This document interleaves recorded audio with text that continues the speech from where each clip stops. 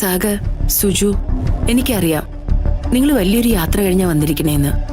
ഒന്ന് വിശ്രമിക്കാൻ പോലും സമയം തരാതെ ഞാൻ ഈ ബുദ്ധിമുട്ടിക്കുന്നതിൽ എന്നോട് ക്ഷമിക്കണം.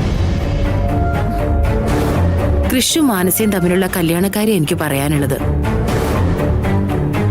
അത് നമുക്ക് ഒന്നുകൂടി ഒന്ന് ആലോചിക്കണം.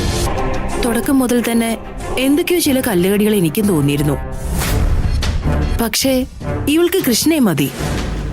നിങ്ങൾക്ക് ഇവിടെ വലിയ കാര്യ, നല്ല കുടുംബം, വ്യക്തിപരമായിട്ട് അറിയാവുന്നവര്, ഒരു സന്തോഷമുള്ള ബന്ധം കിട്ടുമെങ്കിൽ അതായിക്കോട്ടെ എന്ന് കരുതിയാ ഇതിന് പുറപ്പെട്ടത്.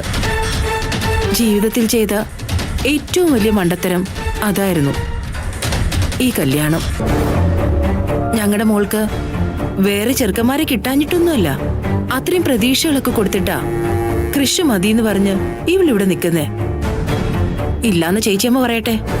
സംഭവിച്ചത് ഇത്രയേ ഉള്ളൂ സുജു. കൃഷിന് ഇവളെ വേണ്ട. പക്ഷെ ഞങ്ങളങ്ങനെ വിട്ടുതരാൻ പോകുന്നില്ല. ഈ അപമാനത്തിനും ചതിക്കുമൊക്കെ മറുപടി പറഞ്ഞേ പറ്റൂ.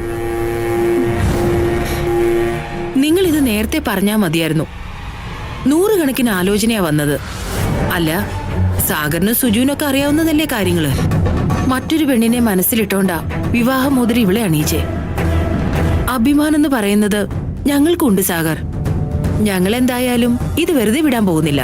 സാഗർ, കൃഷി ഇപ്പൊ ദേവ്ജിയുടെ വീട്ടിലാ ഉള്ളത്. ഇവിടെ ഒരു ഗസ്റ്റ് ഹൗസ് പോലെ വരും. വീട് അവിടെയാ. അതെന്താ അങ്ങനെ?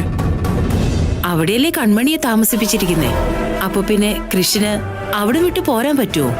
എന്തൊക്കെ ഹേമേ പറയുന്നേ? എന്താ സുജാതയ്ക്ക് സംശയമുണ്ടോ? ഞാൻ കള്ളം പറയാന്ന് തോന്നുന്നുണ്ടോ?